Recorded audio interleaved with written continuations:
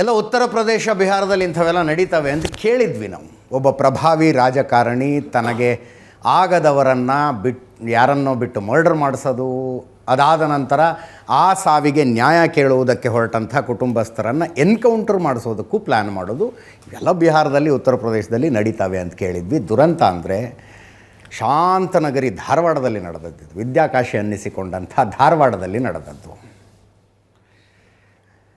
ಕೊರೋರ್ ಅವರೇ, ಇದರಲ್ಲಿ ನಿಜವಾಗ್ಲೂ ವಿನಯ್ ಕುಲಕರ್ಣಿ ಪಾತ್ರ ಇದೆ ಅಂತ ನಿಮಗೆ ಕನ್ಫರ್ಮ್ ಆಗಿದೆ ಯಾವ ಮೂಮೆಂಟಲ್ಲಿ? ಗುರುನಾಥ ಗೌಡರ ಜೊತೆ ಸಂಧಾನ ಮಾಡೋಕ್ಕೆ ಪ್ರಯತ್ನ ಪಟ್ಟಾಗ ಯಾಕೆ ಬೇಕಾಗಿತ್ತದು ಸಂಧಾನ ಅಂತ? ಅದಕ್ಕೆ ಯಾಕೆ ಬೇಕು? ಅದಕ್ಕಿಂತ ಪೂರ್ವದಲ್ಲಿ ನನಗೆ 2016 ಜೂನ್ 15 ಕೊಲೆ ಆದಾಗ ಏನು ರಾಜ್ಯದ ಗೃಹ ಮಂತ್ರಿಗಳು ಒಂದು ಹೇಳಿಕೆಯನ್ನು ಕೊಡ್ತಾರೆ, ಭೂವ್ಯಾಜ್ಯಕ್ಕೆ ಸಂಬಂಧಪಟ್ಟಿದ್ದು ಅಂತೇಳಿ. ಸುಮಾರು 9:45 ಅದು ಟೆಲಿಕಾಸ್ಟ್ ಆಗಿಬಿಡುತ್ತೆ ಅದು.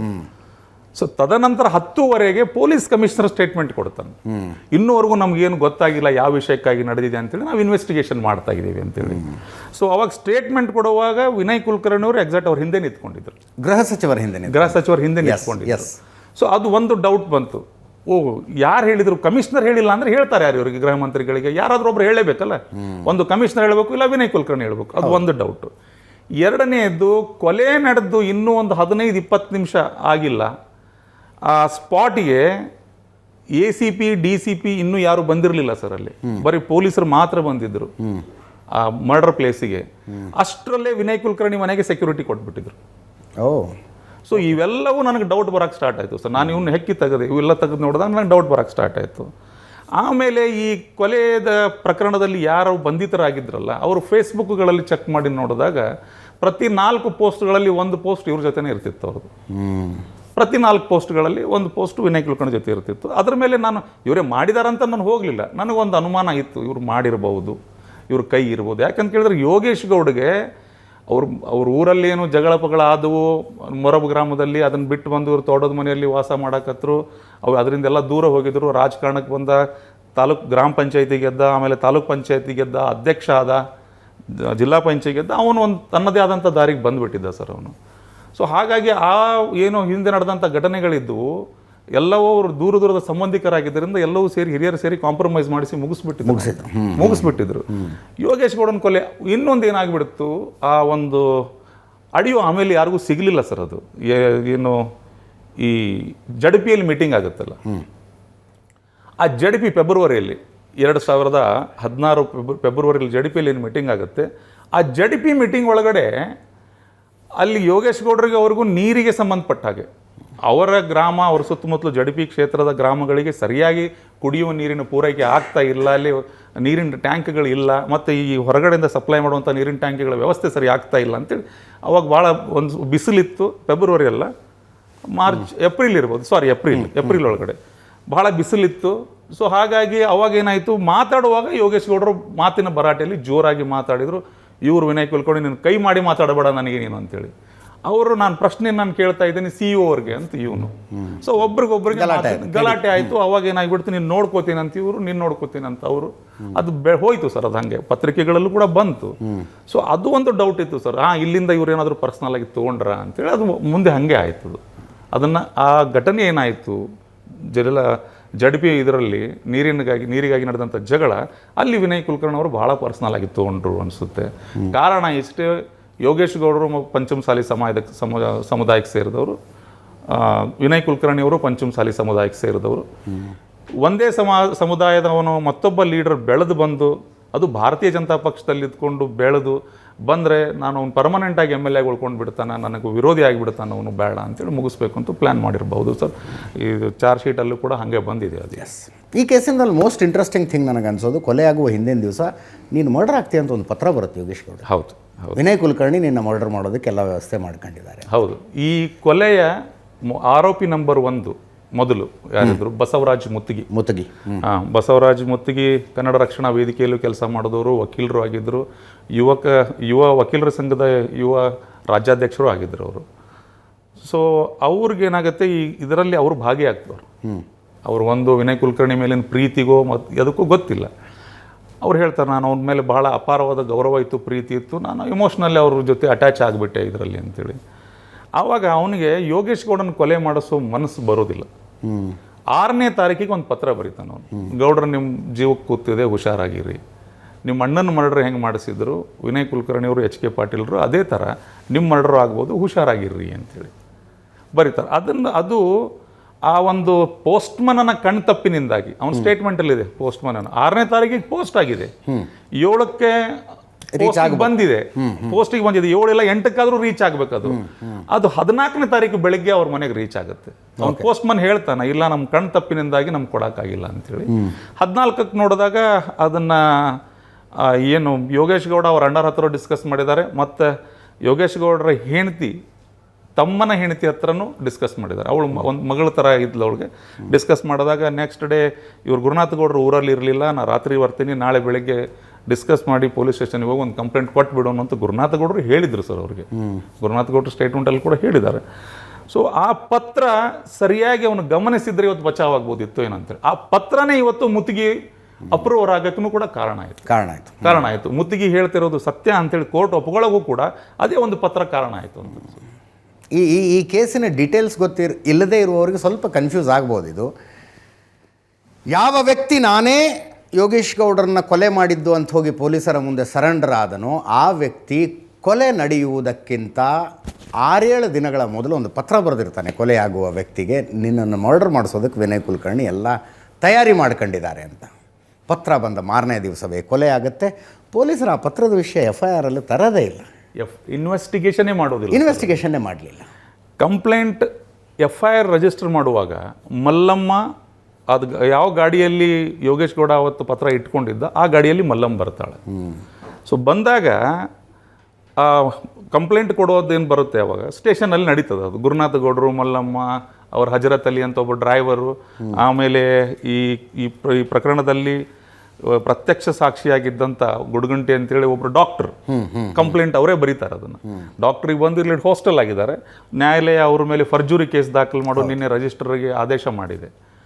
ಸೊ ಆ ಡಾಕ್ಟ್ರು ಎಲ್ಲರೂ ಸೇರಿ ಕಂಪ್ಲೇಂಟ್ ಕೊಟ್ಟಾಗ ಅಲ್ಲಿ ವಿನಯ್ ಕುಲಕರ್ಣಿ ಅವರ ಹೆಸರನ್ನು ಹಾಕಿ ಕೊಡ್ತಾರೆ ಅವರು. ಕೊಟ್ಟಾಗ ಅಲ್ಲಿ IO ಏನು ಮಾಡ್ತಾರೆ, ಚನ್ನಕೇಶವ ಟಿಂಗ್ರಿಕರ್ ಅವರು, ಯಾವ ಆಧಾರದ ಮೇಲೆ ನೀವು ಹೆಸರು ಹಾಕಿ ಕೊಡ್ತಾ ಇದ್ದೀರಿ, ನಾನು ಹೆಂಗೆ ನಂಬಬೇಕು ಅವ್ರು ಮಾಡಿದ್ದಾರೆ ಅಂತೇಳಿ.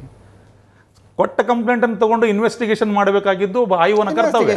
ಪಾತ್ರ ಇಲ್ಲ ವಿನಯ್ ಕುಲಕರ್ಣಿ ಅಂದ್ರೆ ಪಾತ್ರ ಇಲ್ಲ ಅಂತ ಹಾಕೋದು ಅವ್ರ ಕರ್ತವ್ಯ ಅದು. ಹೌದು. ಸೊ ಆ ಏನು ಆಮೇಲೆ ಮಲ್ಲಮ್ಮ ಹೇಳ್ತಾಳೆ, ನಮಗೊಂದು ಲೆಟರ್ ಬಂದಿದೆ ಹಿಂಗೆ ಅಂತೇಳಿ ಆ ಲೆಟರ್ ತಂದು ಕೊಡ್ತಾರೆ ಅವ್ರು. ಗುರುನಾಥ ಗೌಡರು ಎಲ್ಲರೂ ಸೇರಿ ಕೊಟ್ಟ ತಕ್ಷಣ ನೋಡ್ತಾರೆ ಅವರು. ನೋಡಿದ ಮೇಲೆ ನೀವು ವಿನಯ್ ಕುಲಕರ್ಣಿ ಹೆಸರಾಗಿ ಕೊಟ್ಟರೆ ನನಗೆ ಇದ್ರಾಗ ಇನ್ವೆಸ್ಟಿಗೇಷನ್ ಮಾಡೋಕ್ಕೆ ಕಷ್ಟ ಆಗುತ್ತೆ, ನೀವು ಒಂದು ಕೆಲಸ ಮಾಡಿ ರಾಜಕೀಯ ದ್ವೇಷದಿಂದ ಕೊಲೆ ಆಗಿದೆ ಅಂತ ಹೇಳ್ಕೊಡಿ, ನಾನು ತಗೋತೀನಿ. ಬಸವರಾಜ್ ಮುತ್ತಿಗೆ ಹ್ಯಾಂಡ್ ರೈಟಿಂಗಲ್ಲಿ ಇತ್ತ ಪತ್ರ ಅದು? ಹೌದು ಸರ್, ಅವ್ನ ಹ್ಯಾಂಡ್ ರೈಟಿಂಗಲ್ಲೇ ಇತ್ತು ಸರ್. ಅದು ವಿಧಿ ವಿಜ್ಞಾನ ಕೇಂದ್ರದ ಏನು ಎಕ್ಸ್ಪರ್ಟ್ಸ್ ಏನು ರಿಪೋರ್ಟ್ ಕೊಟ್ಟಿದ್ದಾರೆ ಅದರಲ್ಲಿ ಪ್ರೂವ್ ಕೂಡ ಆಗಿದೆ, ಅವ್ರ ಸಾಕ್ಷಿ ಕೂಡ ಆಗಿದೆ ಸರ್.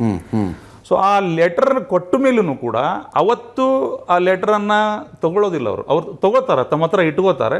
ನೆಕ್ಸ್ಟ್ ಡೇ ಕರೆದು ಆ ಲೆಟರ್ನ ತೊಗೊಂಡಿದ್ದೇವೆ ಅಂತೇಳಿ ಎಕ್ಸಿಬಿಟ್ ಮಾಡ್ಕೋತಾರೆ. ಅದನ್ನು ಮಾಡ್ಕೊಂಡ ಮೇಲೂ ಕೂಡ ಇನ್ವೆಸ್ಟಿಗೇಷನಲ್ಲಿ ಆ ಲೈನಲ್ಲಿ ಯಾವತ್ತೂ ಇನ್ವೆಸ್ಟಿಗೇಷನ್ ಮಾಡೋದಿಲ್ಲ. ವಿನಯ್ ಕುಲಕರ್ಣಿಯನ್ನ ಇನ್ವೆಸ್ಟಿಗೇಟ್ ಮಾಡೋದಿಲ್ಲ ಅವರು, ಆ ಲೈನಲ್ಲಿ ವಿಚಾರಣೆ ಮಾಡೋದಿಲ್ಲ. ಪತ್ರ ಕೊಡ್ತಾರೆ, ನೆಕ್ಸ್ಟ್ ಡೇನೇ ಬಂದು ಇವ್ರು ಸರೆಂಡರ್ ಆಗಿಬಿಡ್ತಾರೆ. 17ನೇ ತಾರೀಕಿಗೆ ಇವ್ರು ಸರೆಂಡರ್ ಆಗಿಬಿಡ್ತಾರೆ. ಎಲ್ಲೋ ಏರ್ಪೋರ್ಟ್ ರೋಡಲ್ಲಿ ಪೊಲೀಸ್ ಆಯುಕ್ತರು ಫೋನ್ ಮಾಡಿ ACP ಅವ್ರಿಗೆ ಹೇಳ್ತಾರೆ, ಅಲ್ಲಿ ಅವ್ರು ಕೊಲೆ ಮಾಡಿದಂಥವ್ರನ್ನೋ ಅಲ್ಲಿ ಇದಾರಂತ ಕರ್ಕೊಂಡು ಹೋಗಿ ಅವ್ರನ್ನ ಕರ್ಕೊಂಡು ಹೋಗಿ ಅಲ್ಲಿ CR ಹೆಡ್ ಕ್ವಾರ್ಟ್ರಲ್ಲಿ ಇಡು ಅಂತೇಳಿ. ಅವರು ಸರೆಂಡರ್ ಆಗ್ತಾರೆ, ತೊಗೊಂಡು ಹೋಗ್ತಾರೆ. ಅವ್ರು ಏನು ಕತೆ ಹೇಳ್ತಾರೆ ಆ ಕತೆ ಇವ್ರು ನಂಬ್ತಾರೆ. ಅದ್ರ ಮೇಲೆ ಇವ್ರು ಕೇಸ್ ಚಾರ್ಜ್ ಶೀಟ್ ಹಾಕಿಬಿಡ್ತಾರೆ. ಅವರೊಂದಷ್ಟು ವೆಪನ್ಸ್ಗಳನ್ನು ಕೊಟ್ಟರು. ಆ ವೆಪನ್ಸ್ ಮೇಲೆ ಆ ವೆಪನ್ಸ್ ಮೇಲೆ ಯೋಗೇಶ್ ಗೌಡರ ರಕ್ತ ತಂದು ಪೊಲೀಸರು ಅಂಟಿಸ್ತಾರಂತೆ. ಅದು ಪೊಲೀಸರು ಒರೆಸಿದ್ರು.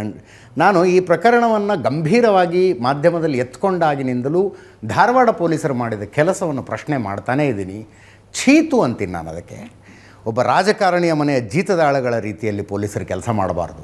ತಾವು ಹಾಕ್ಕೊಂಡಿರೋ ಯೂನಿಫಾರ್ಮು, ತೆಗೆದುಕೊಂಡಿರುವ ಓತಿಗೆ ನಿಯತ್ತಾಗಿ ಕೆಲಸ ಮಾಡಬೇಕು ಯಾವಾಗಲೂ ಪೊಲೀಸರು. ತೆರಿಗೆದಾರರು ಕೊಟ್ಟ ತೆರಿಗೆ ಹಣದಲ್ಲಿ ನಿಮಗೆ ಸಂಬಳ ಬರುತ್ತೆ, ಅದರಲ್ಲಿ ನೀವು ನಿಮ್ಮ ಹೆಂಡತಿ ಮಕ್ಕಳಿಗೆ ಊಟ ಹಾಕ್ತೀರಿ. ನಿಯತ್ತು ಇರಬೇಕಾದದ್ದು ವ್ಯವಸ್ಥೆಗೆ ಹೊರತು ವ್ಯಕ್ತಿಗಳಿಗಲ್ಲ. ಅದನ್ನು ಸಂಪೂರ್ಣವಾಗಿ ಧಾರವಾಡದ ಪೊಲೀಸರು ಇದು ಕರ್ನಾಟಕ ಪೊಲೀಸಿಂಗ್ ಇತಿಹಾಸದಲ್ಲಿ ಇಂಥ ಘಟನೆ ಹಿಂದೆ ಯಾವತ್ತೂ ನಡೆದಿರಲಿಕ್ಕಿಲ್ಲ, ಮುಂದೆ ನಡೆಯೋದು ಬೇಡ. ಒಂದು ಕಪ್ಪು ಚುಕ್ಕೆ ಇದು. ಅಷ್ಟು ಕೆಟ್ಟದಾಗಿ ನಡ್ಕೊಂಡ್ರು ಪೊಲೀಸ್. ಹೌದು ಸರ್. ಇದಕ್ಕೆ ಕಾರಣ ಏನು ಅಜಿತ್ ಸರ್ ಅಂತ ಕೇಳಿದರೆ, ಈ ರಾಜಕಾರಣಿಗಳ ಶಾಸಕರು ಮತ್ತು ಮಂತ್ರಿಗಳ ಮಿನಿಟ್ಸ್ ತಗೊಂಡು ಇವರು ಪೋಸ್ಟಿಂಗ್ ತಗೋತಾರೆ. ಮಿನಿಟ್ಸ್ ತಗೋತಾರೆ ಅವ್ರದ್ದು. ಅವು ಮಿನಿಟ್ಸ್ ತಗೊಳ್ಳುವಾಗ ನೋಡಪ್ಪ ನಾನು ಹೇಳ್ದಂಗೆ ಕೆಲಸ ಮಾಡಂಗಿದ್ರೆ ಕೊಡ್ತೇನೆ ನಿನಗೆ, ಇಲ್ಲಾಂದ್ರೆ ಇಲ್ಲ ಅಂತ ಹೇಳ್ತಾರೆ. ಅದು ಬಿಹೈಂಡ್ ದ ಅಂಡರ್ ಟೇಬಲ್ ಏನೇನೋ ಮಾಡ್ಕೊಂಡಿರ್ತಾರೆ. ಹೌದು. ಆ ಮಿನಿಟ್ಸ್ ತಗೊಂಡ ಮೇಲೆ, ಆ ಮಿನಿಟ್ಸ್ ಒಯ್ದು ಕೊಟ್ಟ ಮೇಲೆ ಸರ್ಕಾರ, ಗೃಹ ಮಂತ್ರಿಗಳಾಗಿರ್ಬೋದು, ಸೆಕ್ರೆಟರೀಸ್ ಆಗಿರ್ಬೋದು, ಅಥವಾ DGP ಆಗಿರ್ಬೋದು, ಅವುಗಳಿಗೆ ಯಾವ ಮಿನಿಸ್ಟರ್ ಕೊಟ್ಟಾರೋ ಅಥವಾ MLA ಕೊಟ್ಟಾರೋ ಅಂತ ಹೇಳ್ಕ ಆ ಕೋಟಾದೊಳಗಡೆ ಅವರನ್ನು ಹಾಕಿ ಕಳಿಸ್ಬಿಡ್ತಾರೆ. ಸೊ ಆ ಪೋಸ್ಟಿಂಗ್ ತೊಗೊಂಡು ಬಂದಮೇಲೆ ಅವ್ರು ಹೇಳ್ದಂಗೆ ಇವ್ರು ಕೇಳಲೇಬೇಕು. ಅಲ್ರಿ, ಮರ್ಡರ್ ಮಾಡ್ತೀನಿ ನೀನು ಅದು ಮುಚ್ಚಾಕು ಅಂತಂದ್ರೆ ಅದನ್ನು ಕೇಳ ಅದು ನೋಡಿ ಸರ್, ಏನಾಗಿದೆ, ರಾಜ್ಯ ಪೊಲೀಸಿನ ಇತಿಹಾಸದಲ್ಲಿ ಆಗಿರಬಹುದು, ಎಲ್ಲೂ ಬೆಳಕಿಗೆ ಬಂದಿಲ್ಲ. ಇದು ಬೆಳಕಿಗೆ ಬಂದಿದೆ. ಇಡೀ ರಾಜ್ಯ ಪೊಲೀಸ್ ವ್ಯವಸ್ಥೆ ತಲೆ ತಗ್ಗಿಸುವಂಥ ಪ್ರಕರಣ ಇದು. ಅವರು ತಲೆ ತಗ್ಗಿಸಬೇಕಾದಂಥ ಘಟನೆಗಳು ನಡೆದು ಹೋಗ್ಬಿಡ್ತು. ಪೊಲೀಸ್ ಆಯುಕ್ತರು, ಒಬ್ಬರು DCP, ಇವ್ರು ಎಲ್ಲರನ್ನೂ ಅಲ್ಲಿರುವಂತಹ ಧಾರವಾಡದಲ್ಲಿರುವಂಥ 3-4 ಇನ್ಸ್ಪೆಕ್ಟರ್ಸು ಎಲ್ಲರನ್ನೂ ಕರೆದು ಒಂದು ಸಾವುಜಿ ಹೋಟ್ಲಿಂದ ಊಟ ತರಿಸೋದು ಮೀಟಿಂಗ್ ಮಾಡ್ತಾರೆ ಇವರು. ಕೊಲೆಯ ಪೂರ್ವದಲ್ಲಿ ಒಂದು 20-25 ದಿವಸ ಮುಂಚೆ ಒಂದು ಮೀಟಿಂಗ್ ಮಾಡಿದಾಗ close door, Basavaraj Muttagi, police commissioner, DCP ಮತ್ತು ವಿನಯ್ ಕುಲಕರ್ಣಿ 4 ಜನರದ್ದು ಮೀಟಿಂಗ್ ಆಗುತ್ತೆ ಅಲ್ಲಿ ಒಳಗಡೆ. ಆ ಮೀಟಿಂಗಲ್ಲಿ ಈ ಮರ್ಡರ್ ಕೂಡ ಡಿಸ್ಕಷನ್ ಆಗುತ್ತೆ. ಇದು ಬಸವರಾಜ ಮುತ್ತಗಿ ತನ್ನ ಸ್ಟೇಟ್ಮೆಂಟಲ್ಲಿ ಹೇಳ್ತಾರೆ. ಸೊ ಅವತ್ತು ಅಲ್ಲಿ ಆಯಿತು, ಮೀಟಿಂಗ್ ಆಯಿತು ಅನ್ನೋದನ್ನು ಬೇರೆ ಸಾಕ್ಷಿಗಳು ಹೇಳ್ತಾರೆ. ಹೌದು, ಅವತ್ತು ಮೀಟಿಂಗ್ ಇತ್ತು, ನಮಗೇನು ಗೊತ್ತಿಲ್ಲ, ನಾವು ಊಟ ಮಾಡಿದ್ವಿ, ಬಂದ್ವಿ. ಅಲ್ಲಿದ್ದಂಥ ಇನ್ಸ್ಪೆಕ್ಟರು ಹೇಳ್ತಾರೆ ಅದನ್ನು. ಹೌದು, ನಾವು ಇತ್ತು ಸರ್, ಒಂದು ಕರೆದಿದ್ರು, ಊಟಕ್ಕೆ ಕರೆದಿದ್ರು, ಊಟ ಮಾಡಿ ಬಂದ್ವಿ ನಾವು. ಇನ್ಸ್ಪೆಕ್ಟರ್ಸ್ಗೆ ACP ಗೊತ್ತಿರೋದಿಲ್ಲ. ಬಟ್ ಇವರು ಈ ದೊಡ್ಡ ಲೆವೆಲ್ದಲ್ಲಿ, ಕಮಿಷನರ್ ಲೆವೆಲಲ್ಲಿ ಅದು ಮೀಟಿಂಗ್ ಆಗುತ್ತೆ. ಕಮಿಷನರ್ಗೆ ಎಲ್ಲ ಗೊತ್ತಿರುತ್ತೆ. ಇದು ಮರ್ಡರ್ ಮಾಡ್ತೀವಿ ನಾವು, ನೀವು ಅದನ್ನು ಮುಚ್ಚಾಕಬೇಕು ಹೇಳ್ತಾರೆ. ಇದಕ್ಕಿಂತ ದುರಂತ ಇನ್ನೇನು ಬೇಕು? ಇಲ್ಲಿ ನಿಜವಾಗ್ಲೂ ತಲೆ ತಗ್ಗಿಸುವಂಥ ಕೆಲಸ ಸರ್, ರಾಜ್ಯ ಪೊಲೀಸರು ತಲೆ ತಗ್ಗಿಸುವಂಥ ಕೆಲಸ. ಅವಾಗಲೇ ಇದನ್ನು ಸರಿಯಾಗಿ ತನಿಖೆ ಮಾಡಿ, ಅವಾಗೇನು ಕೇಳ್ತಾ ಇದ್ರು, ನೀವು CBI ಬೇಡ, ಅಟ್ಲೀಸ್ಟ್ CID ಆದರೂ ಕೊಟ್ಟು ನೀವು ಪ್ರಾಮಾಣಿಕವಾದಂಥ ಒಂದು ತನಿಖೆ ಮಾಡಿ ಅಂತೇಳಿ ಹೇಳಿಬಿಟ್ಟಿದ್ರೆ ಸರ್ಕಾರ ಮುಗಿದೋಗಿತ್ತು. ಸರ್ಕಾರ ಏನು ಮಾಡ್ತು, ಅವರ ಮಂತ್ರಿ ಏನು ಹೇಳ್ತಾನೋ ಅದನ್ನೇ ಫಾಲೋ ಮಾಡಿದರು ಸರ್. ಅವ್ರು ಏನು ಹೇಳ್ತಾರೋ ಅದನ್ನು ಮಾಡಿದರು. ಸೊ ಅವಾಗಲೂ ಕೂಡ ಸಿದ್ದರಾಮಯ್ಯ ಅವರೇ ಮುಖ್ಯಮಂತ್ರಿ ಆಗಿದ್ದರು, ಅವಾಗಲೂ ಕೂಡ ಪರಮೇಶ್ವರ್ ಸಾಹೇಬರೇ ಗೃಹ ಮಂತ್ರಿ ಆಗಿದ್ದರು, ಅದೇ ಪೋಸ್ಟಲ್ಲಿ ಅವರಿದ್ದಾರೆ. ಆವಾಗ ವಿನಯ್ ಕುಲಕರ್ಣಿಯನ್ನು ಬಚಾವ್ ಮಾಡಿಕೊಂಡ್ರು. ಇವತ್ತು ವಿನಯ್ ಕುಲಕರ್ಣಿ ಅವರ ಮುಂದೆನೇ ಆಪಾದಿತರಾಗಿದ್ದಾರೆ. ಅವ್ರಿಗೆ ಇವತ್ತು ಶಿಕ್ಷೆ, ಅವರು ಇದನ್ನು ಏನಂತ ಕೇಳಿದ್ರೆ ಇದನ್ನು ಕೃತ್ಯವನ್ನು ಎಸಗಿದ್ದಾರೆ ಅಂತ ಇವತ್ತು ಕೋರ್ಟ್ ಹೇಳಿಬಿಡುತ್ತೆ. ಇವತ್ತು CBI ತನಿಖೆ ಶುರು ಆದಮೇಲೆ ಅವರು ಕೂಡ ತಲೆ ತಗ್ಗಿಸ್ಬೋದು ಸರ್. ಅಫ್ಕೋರ್ಸ್ CBI ಇನ್ವೆಸ್ಟಿಗೇಷನ್ ಶುರು ಆದಮೇಲೆ ಪೊಲೀಸರನ್ನೇ ಆರೋಪಿಗಳನ್ನಾಗಿ. ಹೌದು ಸರ್, ಹೌದು. ಕೇಸ್ ಮುಗಿಯೋ ತನಕ ಈ ಕೇಸನ್ನು ಮುಚ್ಚಾಕೋದಕ್ಕೆ ಅವ್ರು ಪ್ರಯತ್ನ ಪಟ್ಟರು, ಬಹಳ ಪ್ರಯತ್ನ ಪಟ್ಟರು. 164 ಸ್ಟೇಟ್ಮೆಂಟ್ ಕೊಡ್ತಾರೆ, ಕೋರ್ಟಲ್ಲಿ ಬಂದು ನಿಂತ್ಕೊಂಡು ಉಲ್ಟಾ ಹೊಡಿತಾರೆ ಪೊಲೀಸ್ ಆಫೀಸರ್ಸ್. ಸರ್ ಇದರಲ್ಲಿ ನೋಡಿ, ಇದರಲ್ಲಿ ನಾನು ಹೇಳ್ಬಿಡ್ತೀನಿ ನಿಮಗೆ, 29 ಜನರದ್ದು 164 ಸ್ಟೇಟ್ಮೆಂಟ್ ಆಗಿದೆ. 29 ಜನರದ್ದು 164-5. ಅದರಲ್ಲಿ 5 ಜನ ಪೊಲೀಸ್ ಅಧಿಕಾರಿಗಳದ್ದು 164 ಸ್ಟೇಟ್ಮೆಂಟ್. ಅದರಲ್ಲಿ 5 ಜನ ಪೊಲೀಸ್ ಅಧಿಕಾರಿಗಳು, 5ರಲ್ಲಿ 4 ಜನ ಹಾಸ್ಟೆಲ್ ಆಗ್ತಾರೆ. 3 ಜನ ಹಾಸ್ಟೆಲ್ಲು, ಒಬ್ಬನು ಅರ್ಧ ಹೇಳಿ ಅರ್ಧ ಸತ್ಯ ಹೇಳ್ತಾನೆ, ಇನ್ನೊಬ್ಬನು ಒಬ್ಬ ಎಂಥದ್ದು ಪಾಟೀಲ್ ಅಂತ, ಗೌಡ್ರ ಅಂತ ಒಬ್ಬ ಹುಡುಗ, ಅವನು ಹೆಡ್ ಕಾನ್ಸ್ಟೇಬಲ್. ಇರೋದನ್ನ ಸತ್ಯ ಎಲ್ಲವನ್ನು ಯಾವುದನ್ನು ಬಿಚ್ಚಿಡ್ದಂಗೆ ಹೇಳ್ಬಿಡ್ತಾನೆ ಕೋರ್ಟಿಗೆ. ಯಾರ್ಯಾರು ಯಾವ್ಯಾವ ಅಧಿಕಾರಿಗಳ ಪಾತ್ರ ಏನು, ಎಲ್ಲಿ ನಮ್ಮದು ಮೀಟಿಂಗ್ ಮಾಡಿದ್ರು, ಎಲ್ಲಿ ಕರೆದ್ರು, ಏನೇನು ಮಾಡಿದ್ರು ಅನ್ನೋದು ಹೇಳ್ಬಿಡ್ತಾನೆ. ಇವೆಲ್ಲ ಪೊಲೀಸ್ ಅಧಿಕಾರಿಗಳು ಏನು ಮುಚ್ಚಿ ಹಾಕಿದಾರಲ್ಲ, ಒಬ್ಬ ಹೇಳ್ಬಿಡ್ತಾನೆ, ಒಬ್ಬನೇ ಹೇಳೋದು ಸರ್. ಬಾಕಿದವರೆಲ್ಲರೂ ಹಾಸ್ಟೆಲ್. ಅವರೆಲ್ಲರ ಮೇಲೂ ಕೂಡ ಇವತ್ತು ನಿನ್ನೆ ಕೋರ್ಟ್ ಹೇಳಿದೆ, ಫರ್ಜುರಿ ಕೇಸ್ ದಾಖಲು ಮಾಡಿ ಇವ್ರ ಮೇಲೆ. ಅಲ್ಲ, ಪ್ರಾಮಾಣಿಕರಾಗಿರಬೇಕು ಅನ್ನೋದು ಪೊಲೀಸ್ ಅಧಿಕಾರಿಗಳ ತಲೆಯಲ್ಲಿಲ್ಲ ಅಂದರೆ ಐ ಕ್ಯಾನ್ ಅಂಡರ್ಸ್ಟ್ಯಾಂಡ್. ಅಟ್ಲೀಸ್ಟ್ ಕಾನೂನೇನು ಹೇಳುತ್ತೆ ಅನ್ನೋದರ ಅರ್ಥ ತಿಳ್ಕೊಬೇಕಾ. 164 ಸ್ಟೇಟ್ಮೆಂಟ್ ಅಂದರೆ ಮ್ಯಾಜಿಸ್ಟ್ರೇಟ್ ಮುಂದೆ ಕೊಟ್ಟಿರ್ತೀರಿ ನೀವು ಅದನ್ನು. ಹೌದು ಸರ್. ಅದು ಕಟಕಟೆಯಲ್ಲಿ ನಿಂತ್ಕೊಂಡು ಡಿಫೆನ್ಸ್ ಲಾಯರ್ ಕೇಳಿದ ಪ್ರಶ್ನೆಗಳಿಗೆ ಕೊಟ್ಟ ಉತ್ತರ ಅಲ್ಲ. ನಾನು ಸತ್ಯವನ್ನು ನಿಮ್ಮ ಮುಂದೆ ಒಪ್ಪಿಕೊಳ್ತಾ ಇದ್ದೀನಿ, ಇದನ್ನು ಯಥಾವತ್ತಾಗಿ ಸಾಕ್ಷಿಯನ್ನಾಗಿ ಸ್ವೀಕರಿಸಿ ಅಂತ ಮ್ಯಾಜಿಸ್ಟ್ರೇಟ್ ಮುಂದೆ without the presence of investigation officer ಹೇಳಿದಂಥ ಸ್ಟೇಟ್ಮೆಂಟ್ ಅದು. ಕೋರ್ಟ್ನಲ್ಲಿ ಬಂದು ಅದಕ್ಕೆ ಉಲ್ಟಾ ಹೊಡಿತೀರಿ ನೀವು ಅಂತಂದರೆ, ಕೊನೆ ಪಕ್ಷ ಕಾನೂನಿನ ಬೇಸಿಕ್ ಜ್ಞಾನ ಇದು ನಮಗೆ ಸಮಸ್ಯೆ ಆಗುತ್ತೆ ಮುಂದೊಂದು ದಿನ ಅನ್ನೋದು ಗೊತ್ತಾಗ್ಲಿಲ್ವಾ ಪೊಲೀಸರಿಗೆ, ಅಥವಾ ವಿನಯ್ ಕುಲಕರ್ಣಿಯಿಂದ ಅಷ್ಟು ಒತ್ತಡ? ಈಗಲೂ ಏನು ತೋರಿಸ್ಕೊಡುತ್ತೆ ಅಂತ ಹೇಳಿದ್ರೆ, ಅವಾಗಲೂ ಸರ್ಕಾರ ಇತ್ತು. ಸರ್ಕಾರ ಆ್ಯಕ್ಚುಲಿ ಆ ಡೆಫಿನೇಷನ್ನೇ ತಪ್ಪು ಸರ್. ಕಾಂಗ್ರೆಸ್ ಸರ್ಕಾರ, BJP ಸರ್ಕಾರ, JDS ಸರ್ಕಾರ. ಸರ್ಕಾರ ಜನಸಾಮಾನ್ಯರ ಸರ್ಕಾರ ಸರ್. ಈ ಪಕ್ಷಗಳು ಬರೀ ಚುನಾವಣೆಗೆ ಮಾತ್ರ. ಚುನಾವಣೆ ಮುಗಿದ ಮೇಲೆ ಪಕ್ಷದ ಕೆಲಸ ಮುಗೀತು ಸರ್. ಹೌದು. ಅವ್ರು ಬಂದ ತಕ್ಷಣ ಹೇಳ್ತೆ ನಮ್ಮ ಸರ್ಕಾರ, ಕಾಂಗ್ರೆಸ್ ಸರ್ಕಾರ ನಮ್ಮ ಸರ್ಕಾರ, BJP ಸರ್ಕಾರ ನಮ್ಮ ಸರ್ಕಾರ, JDS ಸರ್ಕಾರ. ಬಿಡಬೇಕು ಸರ್, ಈ ನಾಯಕರು ಇದನ್ನೆಲ್ಲ ಬಂದ್ ಮಾಡಬೇಕು. ಜನಸಾಮಾನ್ಯರ ಸರ್ಕಾರ ಅನ್ಯಾಯ ಆಗಿದೆಯಾ, ಅವ್ನು ನಮ್ಮ ಕಾರ್ಯಕರ್ತನೋ ನಮ್ಮ ಲೀಡರೋ ನೋಡಬಾರ್ದು. ಕರೆಕ್ಟ್. ಅದನ್ನು ತನಿಖೆಗೆ ನಿಷ್ಪಕ್ಷಪಾತವಾದಂಥ ತನಿಖೆಗೆ ಕೊಡಬೇಕು. ಇವ್ರು ಕೊಡಂಗಿಲ್ಲ. ಈಗಲೂ ಕೂಡ 3 ಜನ ಪೊಲೀಸ್ ಅಧಿಕಾರಿಗಳು, 4 ಜನ ಪೊಲೀಸ್ ಅಧಿಕಾರಿಗಳು ಬಂದು ಹಾಸ್ಟೆಲ್ ಆಗ್ತಾರೆ ಅಂತ ಕೇಳಿದ್ರೆ ಇದರಲ್ಲೂ ಕೂಡ ಸರ್ಕಾರದ ಪಾತ್ರ ಇದೆ. ಒಬ್ಬ ACP ರ್ಯಾಂಕಿನ ಅಧಿಕಾರಿ, ACP ರ್ಯಾಂಕಿನ ಅಧಿಕಾರಿ ಬಿಡ್ರಿ, ಕಾನ್ಸ್ಟೇಬಲ್ ಹೆಡ್ ಕಾನ್ಸ್ಟೇಬಲ್ ಇದ್ರೆ ಕಾನೂನು ಅರಿವು ಅಲ್ಪ ಸ್ವಲ್ಪ ಕಡಿಮೆ ಇರಬಹುದು ಅಂತ ತಿಳ್ಕೊಬಹುದು. ACP ರ್ಯಾಂಕಿನ ಅಧಿಕಾರಿಗೆ 164 ಸ್ಟೇಟ್ಮೆಂಟಿನ ಬೆಲೆ ಏನಂತ ಗೊತ್ತಿರುತ್ತೆ, ಅದು ಮುಂದೆ ಏನಾಗ್ಬೋದು ಅಂತ ಗೊತ್ತಿರುತ್ತೆ. ಅವ್ನಿಗೆ ಯಾವ ರೀತಿ ಅಶ್ಯೂರೆನ್ಸ್ ಕೊಟ್ಟು ನಾವಿದೆ ಹೋಗು ನೀನು ಹೇಳು ಅಂತೇಳಿ ಹೇಳಿಸಿರ್ಬಾರ್ದು. ಹೇಳ್ಬೇಕಂತ ಕೇಳಿದ್ರೆ ಬರೀ ವಿನಯ್ ಕುಲಕರ್ಣಿ ಒಬ್ಬರು ಹೇಳಿದ್ರೆ ಸಾಧ್ಯ ಆಗೋದಿಲ್ಲ ಸರ್. ಅದಕ್ಕಿಂತ ದೊಡ್ಡವರು ಯಾರೊಬ್ಬರು ಹೇಳಿದಾಗ ಅವನು ಧೈರ್ಯ ಮಾಡಿ ಬಂದು ಹೇಳ್ತಾರೆ. ಇವತ್ತು ನಾಳೆ ಅದೇ ACP ಅದೇ ಪೊಲೀಸ್ ಅಧಿಕಾರಿಗಳು ನೌಕರಿ ಕಳ್ಕೊಂಡು ಹೋದಾಗ ಇವ್ರು ಯಾರೂ ಬರೋದಿಲ್ಲ. ಅಲ್ಲಿ ನೌಕರಿ ಅವರು ಒಳ್ಳೊಳ್ಳೆ ಪೋಸ್ಟಿಂಗ್ನಲ್ಲೇ ಇನ್ನೂ ಮುಂದುವರೆದ್ರಲ್ರಿ, ಅದು ನನಗೆ ಭಾಳ ಆಶ್ಚರ್ಯ. ಹೌದು ಸರ್, ಒಳ್ಳೆ ಪೋಸ್ಟಿಂಗ್, ಅದು ಮತ್ತು ಹುಬ್ಳಿಗೆ ಪೋಸ್ಟಿಂಗ್ ಸರ್. ಅವ್ರಿಗೆಲ್ಲ ಒಳ್ಳೊಳ್ಳೆ ಪೋಸ್ಟಿಂಗ್ ಎಲ್ಲ ಇದ್ದಾರೆ ಅವರೆಲ್ಲರೂ. ಅಂದರೆ ನೀವು ನಮ್ಮ ಒಬ್ಬ ಲೀಡ್ರನ್ನು ಬಚಾವ್ ಮಾಡೋಕೆ ಹೋಗಿದ್ರಿ, ನಿಮ್ಗೆ ಏನು ಬೇಕು ತೋಡ್ರಿ, ನೀವು ಇಲ್ಲಿರ್ರಿ, ನೀವು ಪೋಸ್ಟಿಂಗ್ಲಿರಿ, ನೀವು ಪೋಸ್ಟಿಂಗಲ್ಲಿ ಇರೋ ನಂಗಾಯ್ತು. ಅಂದರೆ ಸರ್ಕಾರ ಈಗಲೂ ಕೂಡ ಭಾಗಿಯಾಗಿದೆ ಅಂತ ಮೇಲ್ನೋಟಕ್ಕೆ ಕಂಡು ಬರ್ತಾ ಇದೆ ಸರ್. ನಾನು ಈ ಪ್ರಕರಣದ ವಿಷಯದಲ್ಲಿ ತುಂಬ ಸಲ ಹೇಳಿದ್ದೀನಿ. ಒಂದು ಮರ್ಡರ್ ಕೇಸಿನ ತನಿಖೆ ಹೆಂಗೆ ಮಾಡಬಾರ್ದು ಅನ್ನುವುದಕ್ಕೆ ಉದಾಹರಣೆ ಧಾರವಾಡ ಪೊಲೀಸರು ಏನು ಮಾಡಿದ್ರು, ಅದು ಹೆಂಗೆ ಮಾಡಬೇಕು ಒಂದು ಮರ್ಡರ್ ಕೇಸಿನ ತನಿಖೆ ಅನ್ನುವುದಕ್ಕೆ CBIನವ್ರು ಎಕ್ಸಾಂಪಲ್ ಸೆಟ್ ಮಾಡಿದ್ರು. CBIನ ಪ್ರವೇಶ ಏಕಾಏಕಿ ಇಡೀ ಕೇಸಿನ ಹಣೆ ಬರಹವನ್ನೇ ಬದಲಿಸ್ತು. CBI ಅಂದ ತಕ್ಷಣ ತನಿಖಾಧಿಕಾರಿಯಾಗಿ ಬಂದಿದ್ದ ರಾಕೇಶ್ ರಂಜನ್ ಅವ್ರನ್ನ ನೆನಪಿಸ್ಕೊಳ್ಬೇಕಾಗತ್ತೆ.